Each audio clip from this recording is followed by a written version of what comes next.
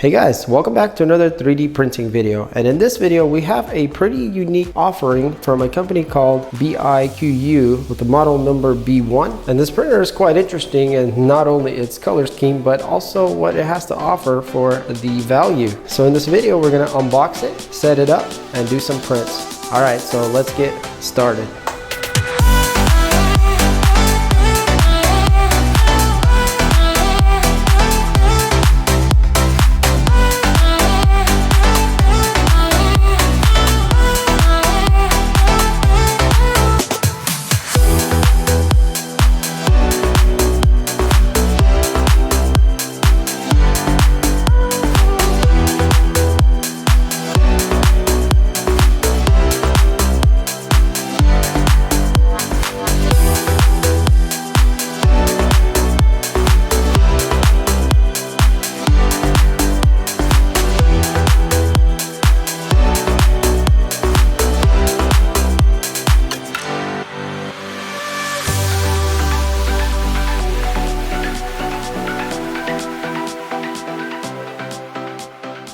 All right, so the printer comes in this box and it's actually quite a compact size, as you guys can see. And it's completely wrapped in this tape that they put over the cardboard, but we can see a little logo here of the printer and the branding. So let's go ahead and open this thing. And I like how the box has little tabs, and you guys can see it's a really heavy duty box, so it's packed quite well. All right, so we got our first layer of foam here. And here we can see some of the components. And the first thing that pops to my eye is this little rubber duck. So I'm not sure if this is supposed to mean something, but it does say Big Tree Tech on it right at the bottom. Very interesting. And he does make noises.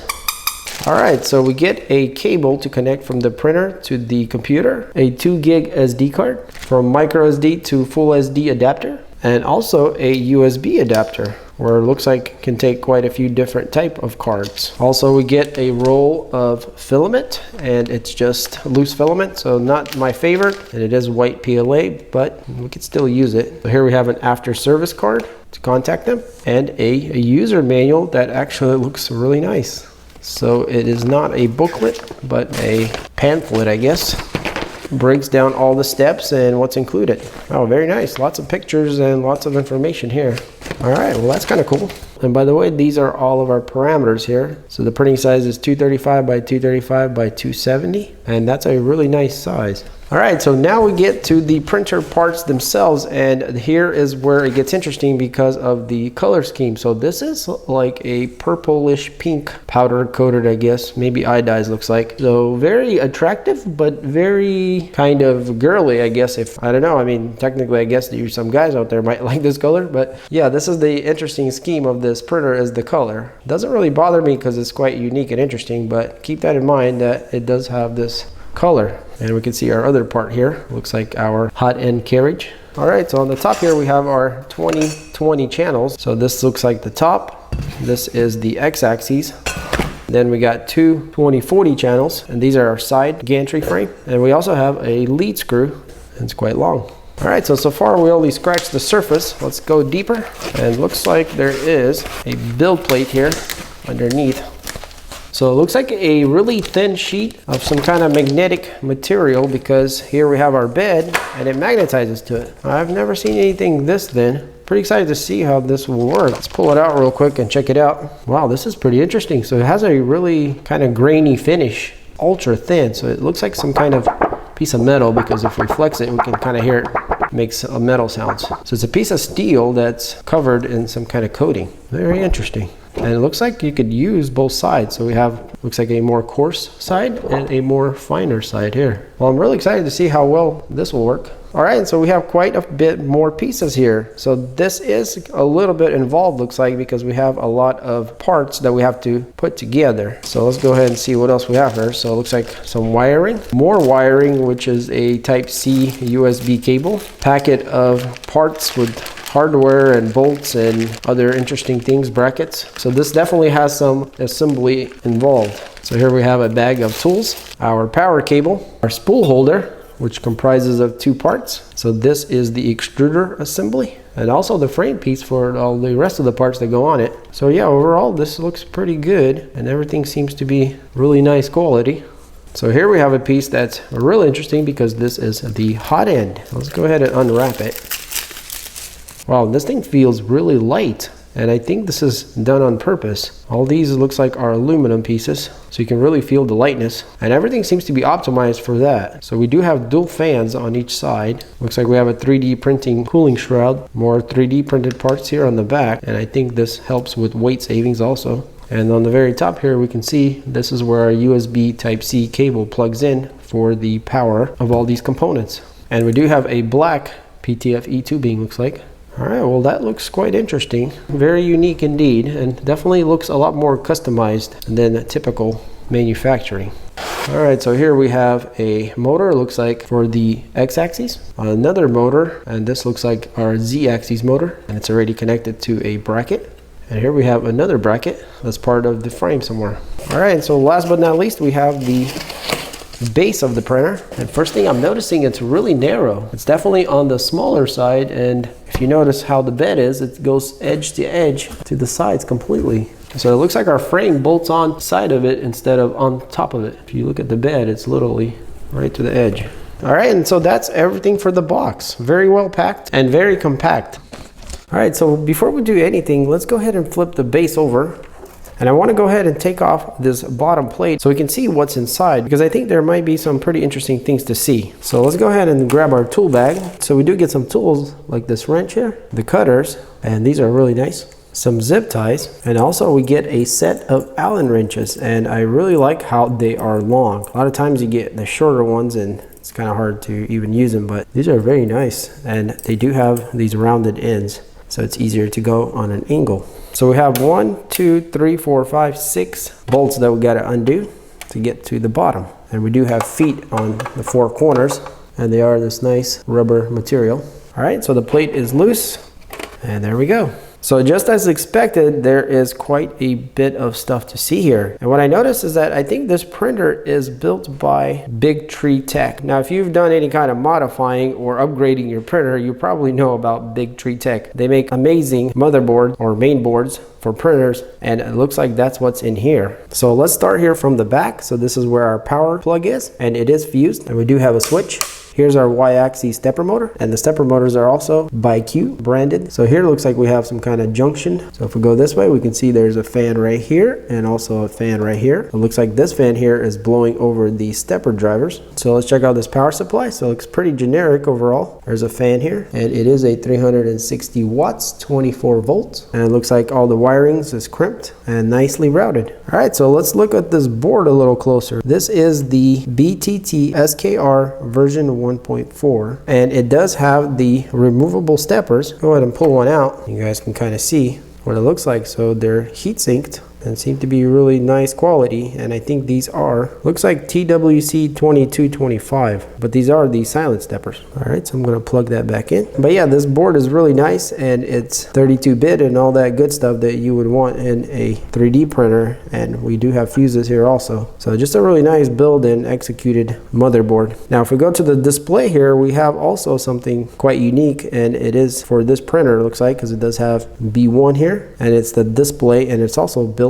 by Big Tree Tech. So yeah, very cool, very nice looking printer underneath, and looks like it's quite modded very well from the factory, and I'm sure if you wanted to do more things to it, it's very possible with this motherboard here. So I'm going to put the lid back on, and we'll start with the assembly process. All right, so let's start with step 1. So step 1 is quite simple, and it's just plugging the wire that comes from the base to the hotbed. And so all we got to do is simply plug it in, just like that. All right, so for step 2, we need to grab our 2040 channel, and then we're going to put this bracket on it, and that goes to the side of the printer. So we have 2 channels. They're both the same. Doesn't matter which one, but you guys can see there's a little hole here, and that'll go to the outside or to the outer part of the printer. And on the very bottom, on one end, you'll see there's 2 threaded holes, and also there's 2 threaded holes on the end of the channel. So with the hole pointing this way, this will go over like this, over the 2 threaded holes, and then we're going to put 1, 2, 3, 4 It looks like M516 bolts. So we need to grab all our hardware out of this bag.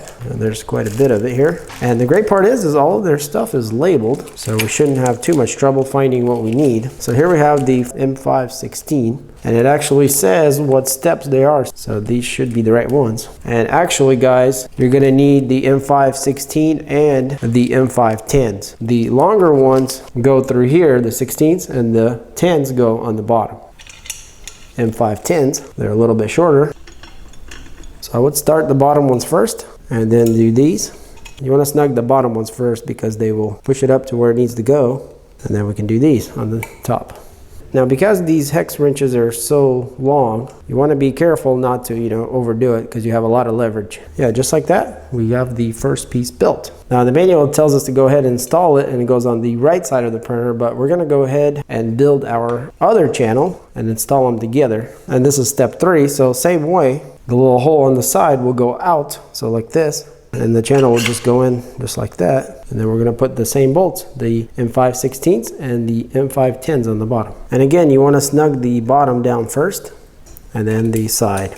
And just like that, this side is ready also. And that just simply goes right here, right on the side. There's 4 holes. And the bolts we need for that are M4 8s. And you can see it says step 2 and 3. And they're the silver kind. So yeah, we're just simply going to put 4 bolts into the base.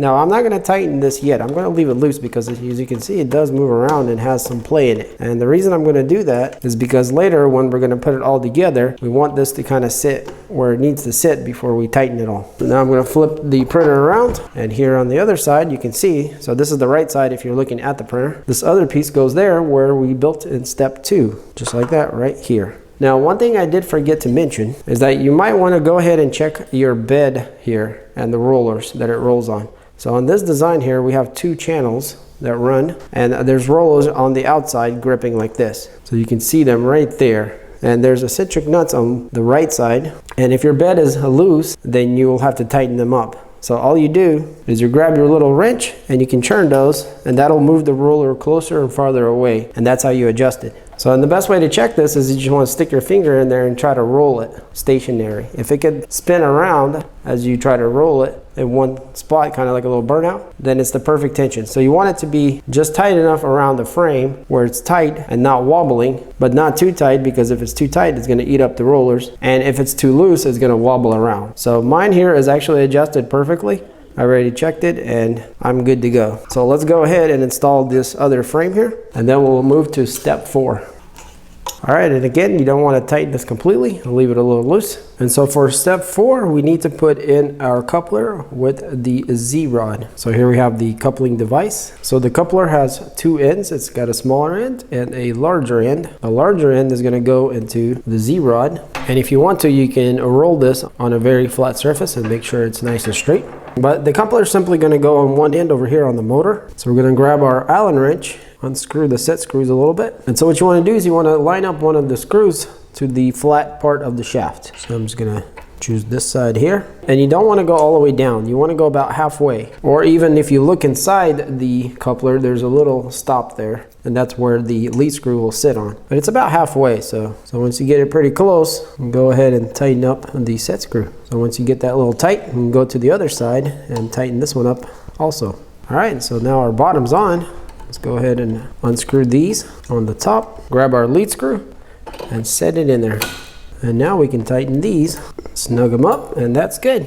All right, and so now we go to step 5, and this is our X-axis stepper motor onto our X-axis assembly frame. So here we have the motor. There's already a pulley on it. So here we have step 6. We've got the little bolts that we're going to need for the stepper motor, and also this hexagonal isolator, kind of like an adapter that looks like this. So the 4 little M3 6mm bolts will go into the stepper motor on each corner. And the stepper motor simply goes in through this hole right here, but you want to put your plug facing down. Like this, the plug will be down, and we'll go in just like that. And now we're going to grab this isolator, and we're going to thread it right here on the lower part.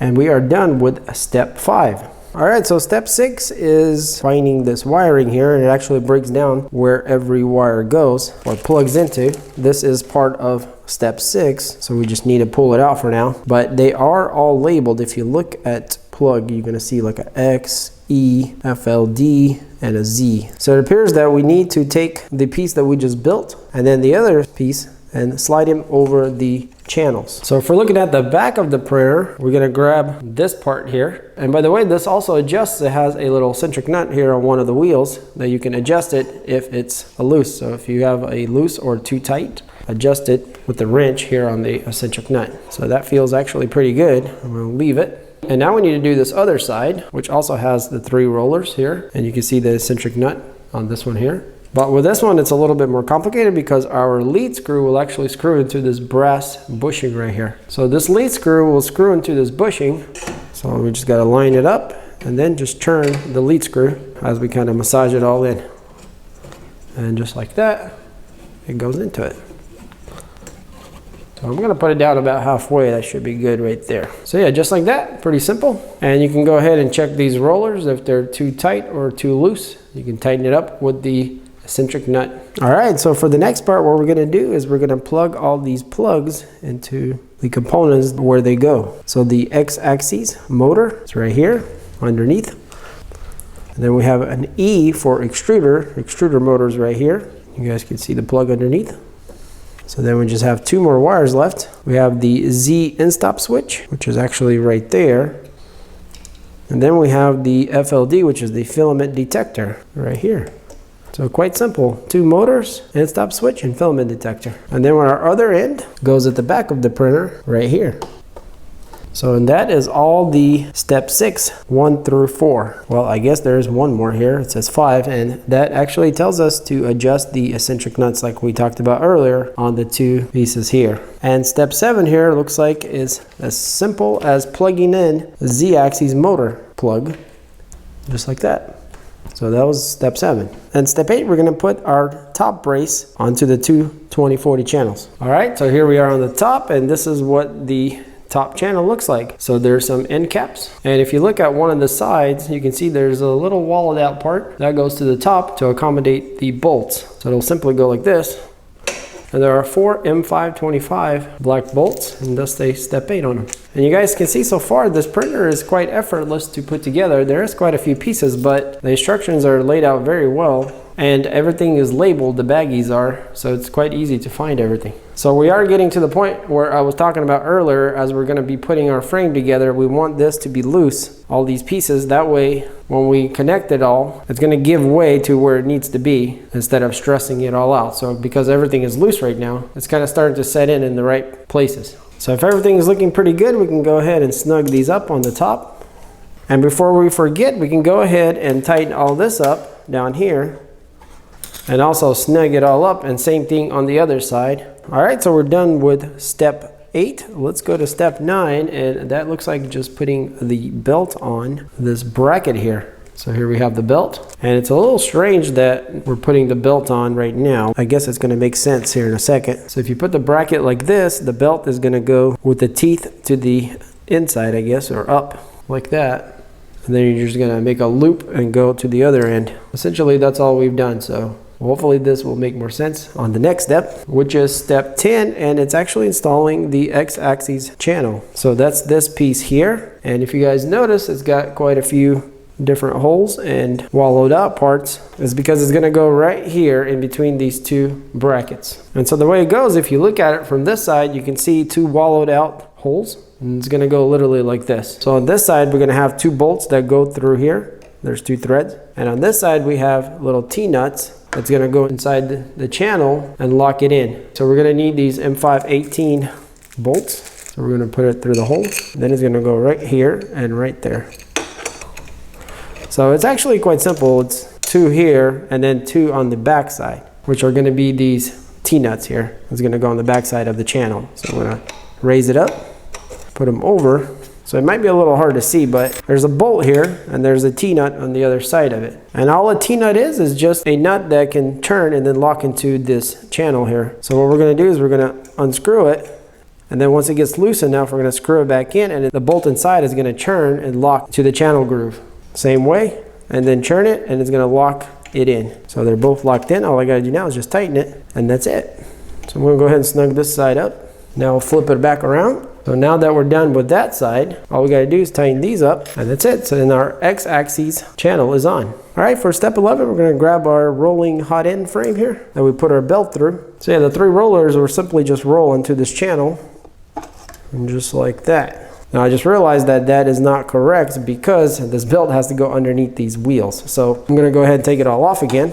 So what we need to do is we need to put the center of the belt into the groove first. So this part is a little tricky. As the belt is inside here, we can roll it onto it. So essentially what you're doing is you're ending up being underneath these 2 wheels inside the frame. So now we can go ahead and put this around the pulley. So yeah, this part could be a little tricky maybe, but you guys can see. So the belt literally hooks right here, and then one end goes around underneath the wheels, around this pulley, and then back around. So the belt stays inside the channel. And so for step 12, we're going to be installing the idler pulley, which is also the tensioner. And again, we're going to be working with T-nuts. And you guys can see what they look like. So once they spin, they grab inside the channel. And so that goes here at the end. So what we're going to do is we're going to put our belt through the idler pulley, and then we're going to set our T-nuts inside the channel. So at the same time holding it, we're going to pull it to tension the belt. And we're going to untighten the bolt and then tighten it back up. And the T-nut will turn inside the channel and lock in. So the trick to the T-nuts is just loosening it and then tightening back up, and it should make a turn. So just like that, and the belt seems to be pretty tight. Let me go ahead and roll this around and feel it. That actually feels really good. So yeah, it looks like it turned out just right. All right, so I'm gonna go ahead and tighten these up all the way to lock them in. And you don't wanna make this too tight, because if you do, you might ruin the channel since it's pulling right on the edges. So yeah, that looks good right there. And that's how this part all goes together. So a little bit complicated on the belt part, but you can see how it goes. It's all inside the channel and just loops around. Pretty simple. All right, so for our next step is step 13, and it's just going to be mounting the hot end assembly to the rolling bracket. So we're gonna need 2 screws. They're the 3M 3mm by 8. So there's 2 holes. So we've got on one there and the other one right next to it. So yeah, now we can go ahead and tighten that. Not too tight, snug it up just a bit. And now our hot end is on. And so now what we need to do is grab the other end of this PTFE tubing. And we can see here there's a coupler with some threads. So we can go ahead and take that off just by pushing on this, and it slides right out. And this coupler actually goes over here to the extruder assembly. So you guys can see that. Grab our wrench and tighten it up. Well, okay, yeah. Thought it didn't fit there for a second, but then we're going to take our tubing and plug it right in there. And that's it. So we got the hot end on and the PTFE tubing going to the extruder mechanism. So yeah guys, we're making good progress, and as you can see, it's not too hard to build this thing. So that was actually step 14. So for step 15, we're gonna do the spool holder. So we just gotta put it together and then mount it on the top. So it comes with everything we need. On the plastic part, there's a little nut that unscrews. And so then we're just gonna insert it through the metal part, and the nut is gonna go on the other end. Now the best thing to do is just kind of hold the nut and turn this piece. And that's how it goes. And now we're ready to install it. So this part here goes to the back of the printer, and this is the front, the face that you see. So here we are on top of the printer. So this is the front and this is the back. And the spool holder will literally go up here like this. And we are working with T-nuts again. So we're simply just gonna set it in the channel here and then tighten it up. Now I'm gonna go ahead and try to go between these 2 bolts here that go through the frame. So that way it's even more closer to the edge. And the reason I want it closer to the edge is because I have a better feed down to the extruder. So let's see if that works out for me here. Okay, so it does look like the T-nut can spin between the 2 bolts and lock in. So yeah, if you want to go even more towards the edge, you can do what I did and put one of the bolts, T-nuts, between the 2 frame bolts here. All right, so we're gonna snug that up, and that's good right there. So you guys kind of can see how it goes. All right, so for step 17, we're gonna be connecting the USB Type-C cable between the hot end and the back of the printer. So there's a plug here where it plugs into. And this is quite interesting how they use the USB Type-C connector for this part of the printer. So yeah, we're just gonna kind of try to run the wires together here with all the other wires. And then this side will just plug into the print head. Just like that. Now the great thing about this is that if you ever have trouble with this cable, you can easily get another one and, you know, fix your issues quickly. So I guess that part is kind of cool. Now I think that we probably need to manage some of this stuff here and zip tie it together. That way it all kind of stays together. Well, I guess in step 17, they actually tell you here to zip tie it. So let's just go ahead and take care of all this cabling here. Now there is a slot right here. You guys can see right there. So you can zip tie it to that slot. So I'm going to do that. So we'll just go underneath here. Now before I tighten this too much, I want to make sure everything is good here. I think I need a little more cable here. So I want to go ahead and tie this together too. Kind of keep them all together without getting all tangled and anything funny. So yeah, just a few zip ties here and there. And just like that, looks like everything is looking already a lot better. And I guess I can go ahead and put 2 zip ties here on the bottom. That way it holds it really good. Now we can cut off all the excess. So now we got a really nice, clean, organized wiring. All right, so now we're on step 18 and we got to install some kind of little Z-axis limit module. So looks like it's some kind of little bolt on a spring. Okay, so this is the actual stop that the switch switches on, and you can actually adjust it. That's why it's on a spring here. So you can go a little bit higher or a little lower by adjusting it. And that's actually made for this switch right here. So it will hit it right there. So I don't know if you guys remember, there was a little hole here on the channels. It's right here. And so this bolt will simply just thread into that hole. Kind of hard to see with all these wires, but we're going to point that up, obviously. So yeah, you just got to try to line it up as straight as possible and then tighten it right there. Go ahead and run it down so you guys can see. And it's going to stop right there. So that's how that works, and you can adjust it by turning it. And so when we do go level the bed, we might need to adjust this to help us with the bed level. So essentially this is our Z-axis offset. So for the next part in the manual, it asks us to check our voltage. And if we look here on the side of the printer, so if you're looking to the front of it, to the left, through the grills here, you're going to see your power supply. And inside there, you can see where your little switch, I don't know if you guys can see, but there's a little red switch in there that it will say either 115 or 230. So mine is already set to 115, I can see. So if yours is not, grab one of these little wrenches and push it over to your voltage. So if you have 230 volts, you'll need to push it that way. And if you're on 115, you'll push it the other way. So, but yeah, make sure you check that before you forget about it later and power on the printer, because that's quite important. So yeah guys, and that is the extent of the assembly. So as you can see, that wasn't very hard. So as you go step by step, it's quite actually intuitive and quite simple. So I put together quite a few printers, and overall I'm really happy of how this thing went together. It was very simple. So let's go ahead and put our magnetic steel plate or bed surface on here. See how that goes. All right, so that was simple. So you do kind of have to line it up before you set it down because it's quite sticky. Yeah, I'm surprised how much force there is. There's a lot of force in this thing. It's definitely not going to move.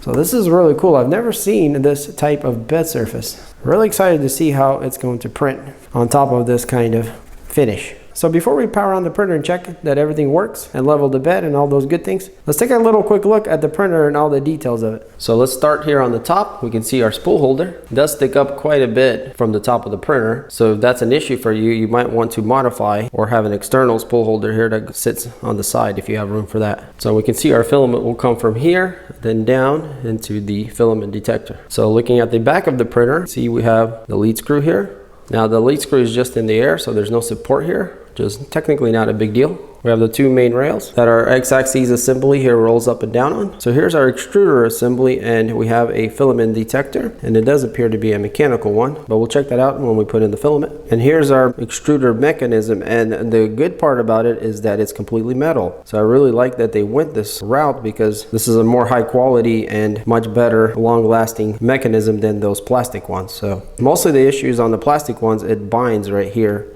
because of the pressure. But the metal ones never have this issue, so you're going to have a really nice consistent pressure. So we do have the extruder stepper motor underneath. So here's our Z-axis switch, and then X-axis motor, the adjuster for the switch. So as we go down here, we can see our Z-axis motor. This is where it plugs in. So here we have the heated bed with the plug in the back. And it looks like it is soldered on, so that's good. So it should be quite sturdy. We do have insulation on the bottom of the heat bed, so that's great to see. This enables the bed to heat up very quickly. Also on the bed adjustment, we have these large knobs. So if you guys see the design on how they made this, instead of using one channel through the middle, they're using two smaller channels on the side to give it a much wider rolling position. So that gives it a lot more stability. So here we see the Y-axis gear right here and the motors inside, and our Y-axis end stop switch.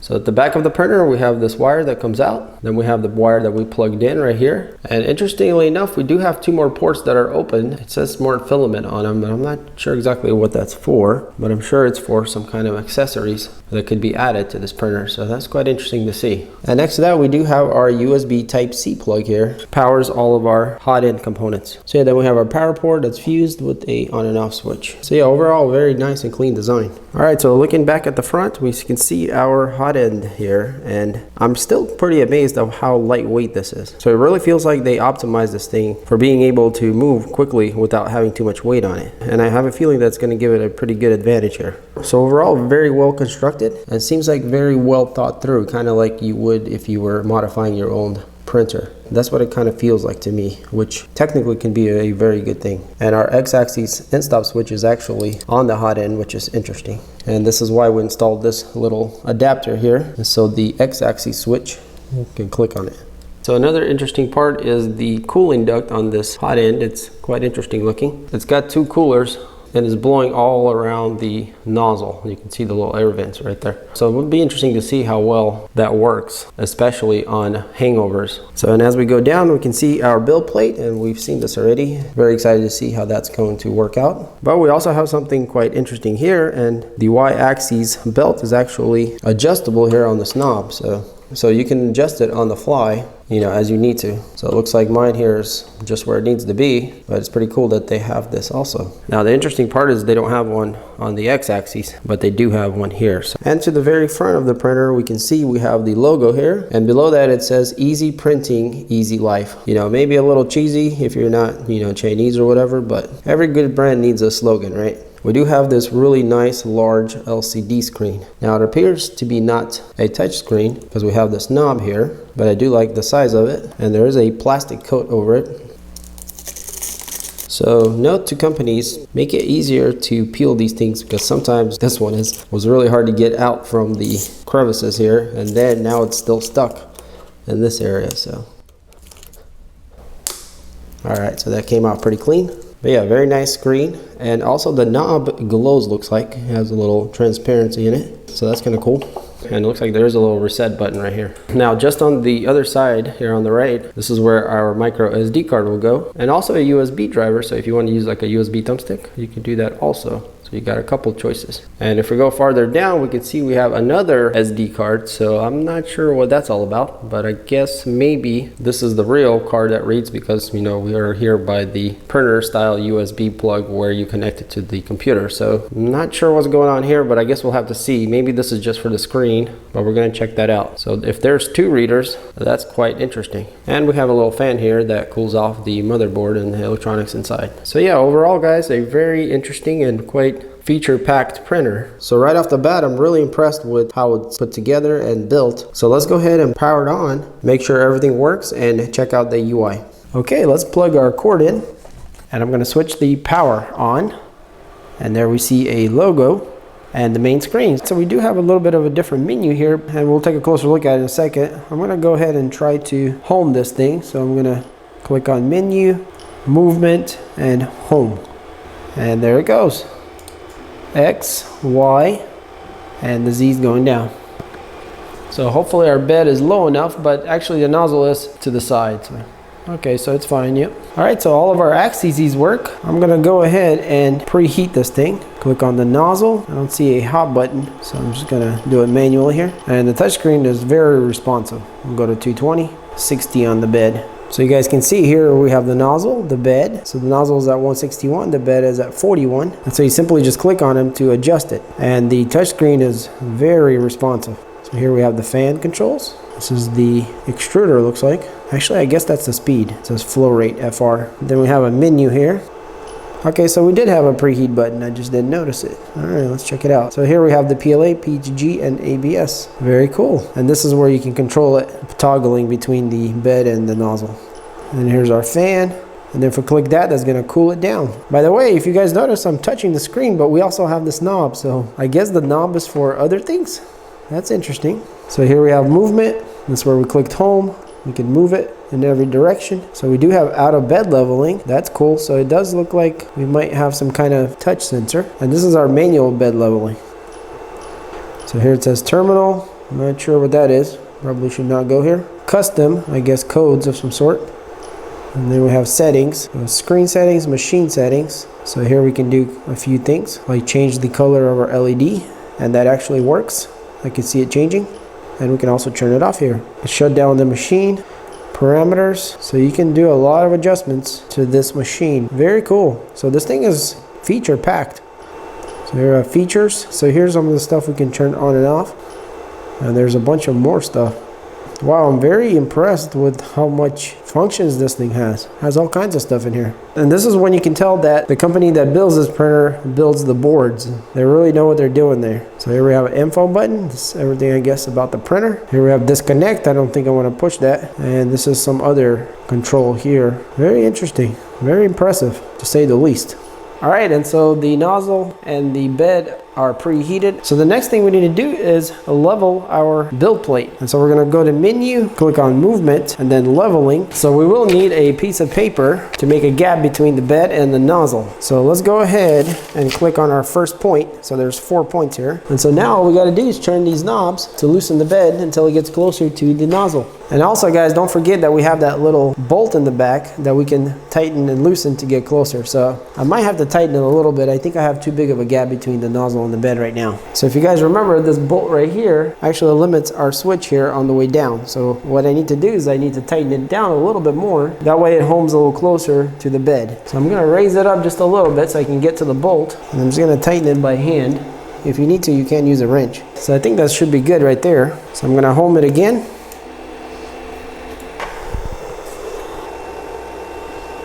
All right, so it homed, and yes, we definitely look much better. We're really close now. So I'm gonna tighten the bed a little bit more just in case. And by the way, guys, we are preheated, so that's the best way to level the bed. So let's go to leveling and click on our first point.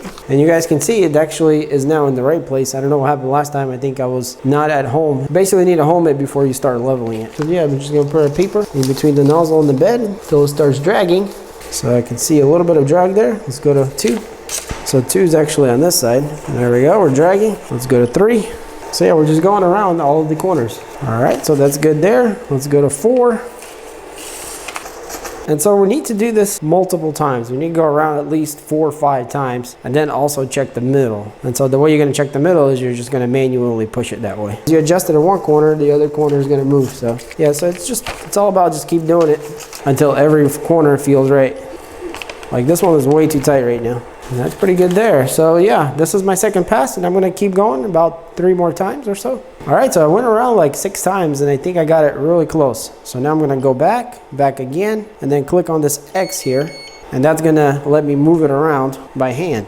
I'm gonna put my paper under there just to make sure that I'm not gonna scratch anything.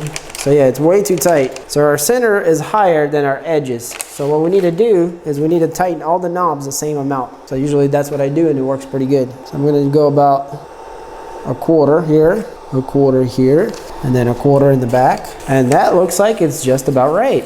So yeah, I moved every knob a quarter, and that was perfect. This should be close enough. And obviously the center is more important than the edges because most prints start there. So I'm gonna grab the little SIM card, and I'm gonna go ahead and try to plug it here on the side where the screen is and see what happens. Okay, so it does say card inserted here in front. That's a good sign. So let's go back and we'll click on print right here. I'm still confused what this knob is for, but I guess we'll figure it out. All right, so here it's asking if it's a U-disk or a SD card. So we're gonna click on SD, and there we can see it's reading some files. So we do have a folder that's called models, and if we click on that, we have a couple models we can print. So there's a Pokemon and a litter bear. So I think I'll start with the bear. But before we do, we need to get some filament. So I'm gonna go ahead and try this white PLA. And the reason I'm interested in it, because it's got a really nice matte finish to it. Usually they're really shiny, the filaments, but this one's a nice matte. So the reason I don't really like these kind of coils is because they really get tangled easily. But we're gonna go ahead and try to use this one. All right, so I'm feeding from the top. So let's go through the filament detector first. And it does light up blue, and it is a mechanical one, I can hear it. So after the filament, we're gonna go through this extruder, and then I'm just gonna keep pushing it through until it gets to the hot end. So you guys, you can see the filament up there on the spool holder going down into the extruder. So let's click on menu, extrude. Let's load some filament in. Let's say 5mm. Well, let's change it to 10. And there it goes. You can see it's purging. I'll do it one more time. So simple as that. We are ready to go. So now we can go ahead and go to print, SD card, models, and let's, I guess, choose the little bear. And there it goes. It started. So I'm hoping our level is good. So far it looks okay. And there it goes. So it started the print. So I think we might be a little close to the bed. Yeah, we are. Now the good part is we do have baby steps here. If we click on that, we can go up a little. So I'm gonna go 0.2 up, and that's definitely much better now. So yeah, you guys can see that we started and it's looking really good. So the printer is very silent. The only thing I can hear is fan, and it's mostly coming from the bottom because these fans here are not too loud. So yeah, overall it's just fan. And I'm gonna let you guys hear it here.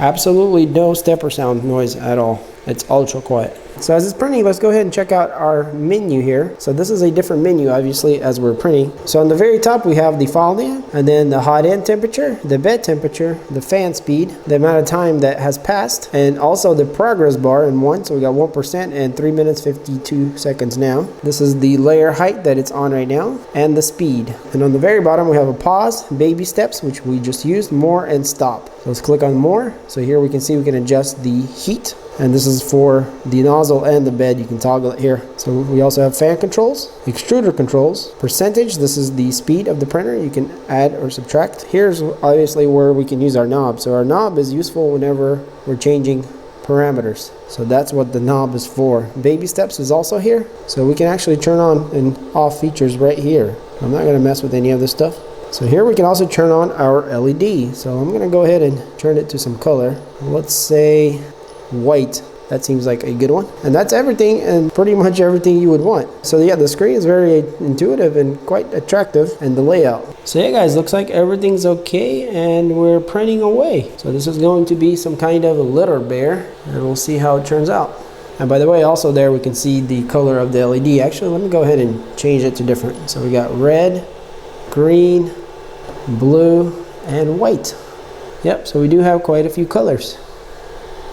Alright, so I printed both of the files, and we're going to get to them in a second. What I want to quickly mention is that when I first started printing, I had an issue with the printer. So this was off camera and I was just trying to figure out what's going on. But what was happening is it would start the print, but the Z-axis wouldn't go up. And I just shot an email to BIQU and they responded, I think it was within 10 minutes or something. It was very quickly, and told me how to reset the whole thing, which is quite simple and what I want to show you real quick. So we're going to click on menu, and then we're going to click on terminal here. And so we're going to get this little pad here, and so to reset it, we're just going to click M502. I'm going to click send, and so it does a few things there.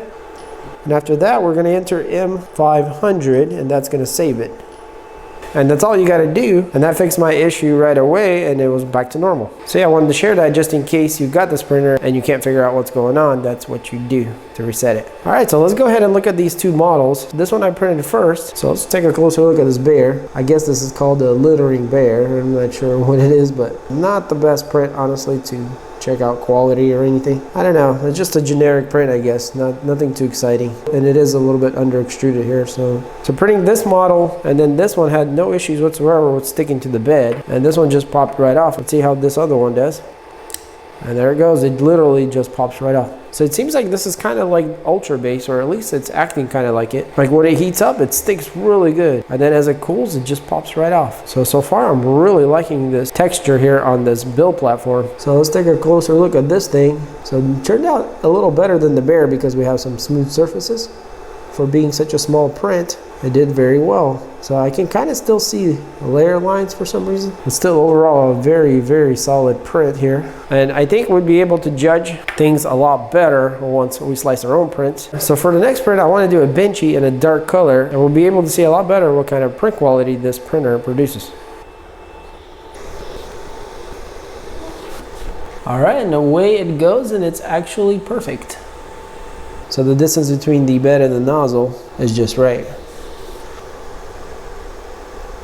All right, so I went ahead and printed 3 useful things that we can look at here to really determine how this printer is. So let's check out the benchy first. And guys, to my surprise, I am very impressed with this print quality.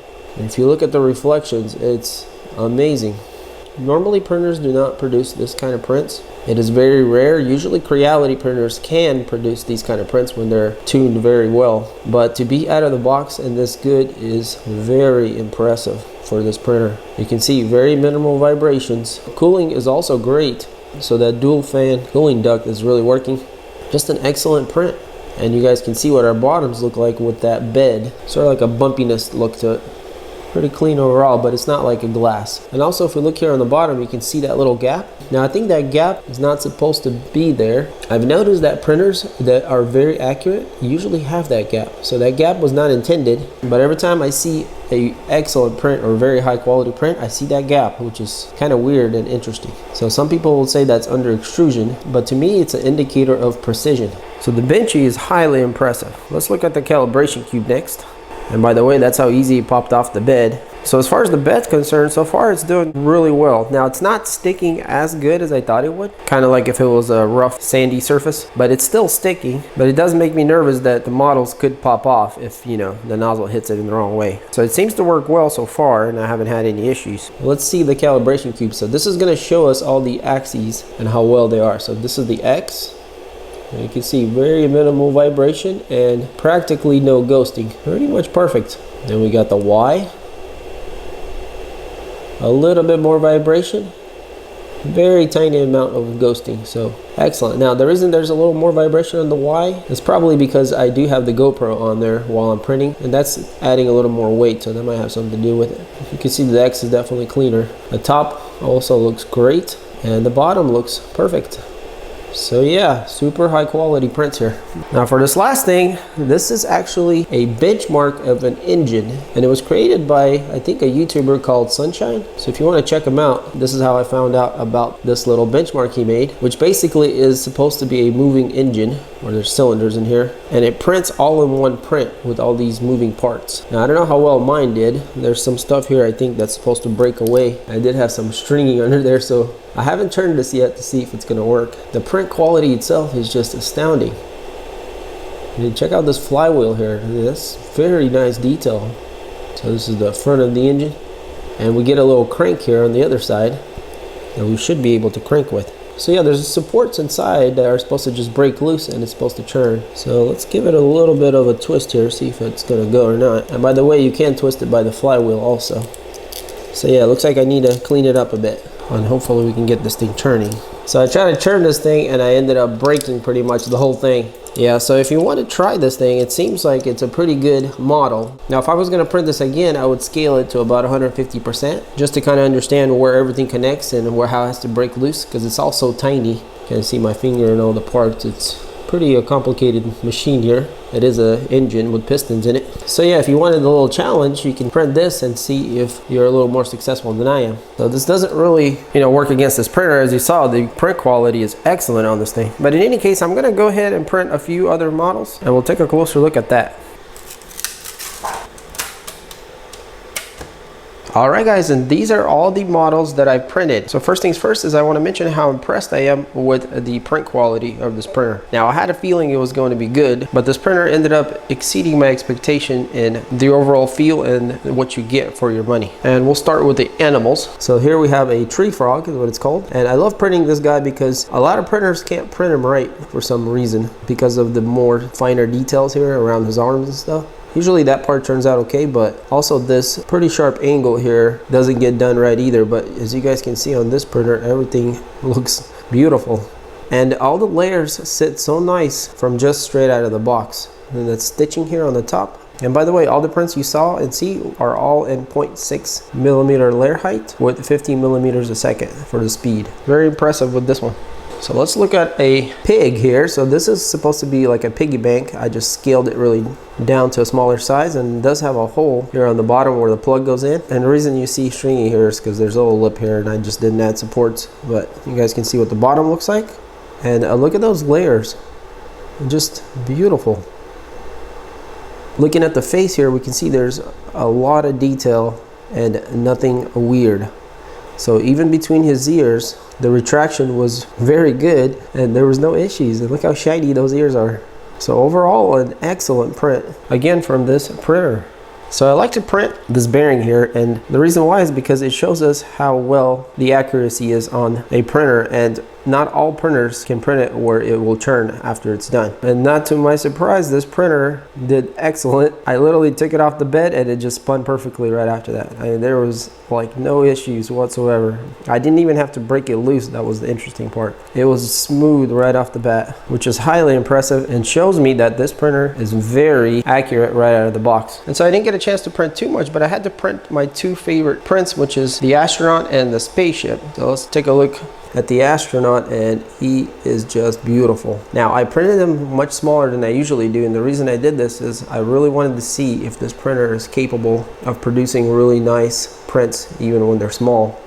And this thing just blew me out of the water when it finished. I was just like, wow, I haven't seen a print this good in a long time, and especially in this small scale. And this is all the grip that the bed had, and it gripped no problem. So I haven't had any issue with the print sticking to the bed. And you guys can see the cooling is excellent on this printer, because even here under his arms where it's usually not very good, in this miniature model it still turned out great. And the reflections off of the print where the logo is here is usually where you can see things are not so great, but and this printer just did amazing. And this helmet, so very happy with what this thing is producing. So I have to say, this is probably going to be my new favorite printer, and it's not just because of prints, it's also the UI. The UI on this printer is just awesome, and they really have nailed it down to having high quality at a reasonable price, and it really shows in the prints. So I'm gonna go ahead and clear this build plate. And the reason for that is because I haven't removed the spaceship here from the platform. And this platform here is just on another level. It's a piece of steel, ultra thin, but whatever coating is on here, it works amazingly well, because I'm literally just barely moving it and it's already popped off. I mean, it literally just pops off. It's so good at what it does. I think it might be even better than Ultra Base. And you guys can see how we have a perfect gap, so we're not too low or too high, and it just peels right off. So I've been using the finer side. There's a more coarser side, and I have a feeling this might even work better. But in any case, it does have both sides. Maybe they're supposed to be the same, but they don't look like it. But yeah, just a great feature here with this bed, and it lays down pretty much anywhere you want it, since it is just a piece of steel sheet. But let's go ahead and look at the spaceship. So this is 270 millimeters tall, so this is as tall as it goes, and it is printed in spiralized mode, so there's one layer all the way around after the bottom prints a few layers. But we can see how the bottom looks beautiful, and our layers are sitting really nice. Now on this print, you can really see the vibrations kind of on the reflection here. So they're very, very minor, but they are there, but it's really low. And you can kind of see here a little better. It's usually where we see the most vibration, in these areas here. So the little bit of discoloration you see, that's just this cheap filament. Even though it's a shiny filament, it's still a budget one, so it's not very consistent. But yeah, overall very nice. And this part here on the top is just amazing. So the accuracy on this thing is great. And here we get to the top part where most printers fail, believe it or not, and a lot of it has to do with cooling and, you know, the way it puts down the layers. But this is just a single layer going up, and so the thinner it gets, usually they start melting around this area, most of them. But this one actually made it all the way to the top and had a little tiny melt right before the ball, but not on the ball, and the ball is perfect. I don't think I've ever seen the ball this nice. So that's very impressive.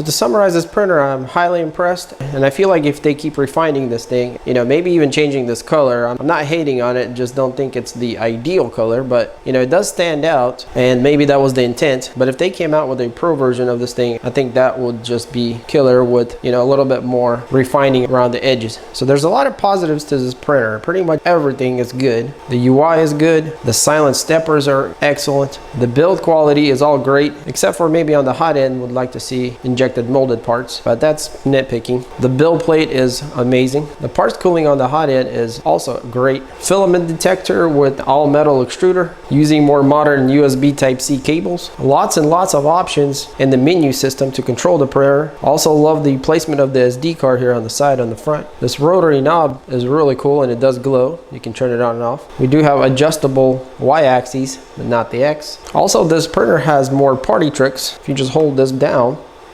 you can change between the BIQU software or the Marlin. So if we click on Marlin, it's gonna load up in that. And you guys can see we're controlling this thing as an old school type machine that we all know and love. So this thing is definitely orientated towards the enthusiast, someone that maybe has a little bit of experience with printers and knows what to expect. And in that regard, this thing does not disappoint whatsoever. Now, if you're new to 3D printing, you might be a little bit overwhelmed with how everything is and how much stuff is going on, and you know how many features are just in the software and things like that. But you'll surely realize that you got a lot of bang for your buck when you actually use it and see all the features and how it prints. So I really have to give this thing a huge thumbs up. And if you're looking for a new printer, at this point I would highly recommend this thing. If you're considering the Ender 3 version 2 or even the Pro, check this thing out. This definitely will destroy the Pro, and the version 2 seems to, you know, have to have a lot of bugs worked out of it first before it could be perfect. But this thing will compete with those printers and actually beat them in print quality, at least what I can tell initially. So sometimes in the future I'm going to compare this printer to the CR6 SE, which produced the best print quality that I've seen in a while. So we're going to compare those two machines, and this one is obviously much cheaper than that, or at least at the moment, and we'll see where it goes from here. So this is a little bit of a long video, but I was pretty excited about this thing and really enjoyed using it. And you guys know I go through a lot of printers. It's not always that I get too excited about a printer, and this one definitely got me excited. And I was thrown off from the color scheme in the beginning, but I've come to like this printer a lot and even maybe love it. So if you made it to the end, I really appreciate you watching. And if you did enjoy the video, then hit that like button. If you want to pick this thing up, I'm going to have some links in the description, so check that out. And also, if you enjoyed 3D printing videos, I got a lot more stuff to come, and as a matter of fact, quite unique printers coming up, so stay tuned for that. And also check out my pretty large library of the printers that I have reviewed. You might find something interesting there. All right, well, thanks for watching, and I'll see you on the next one.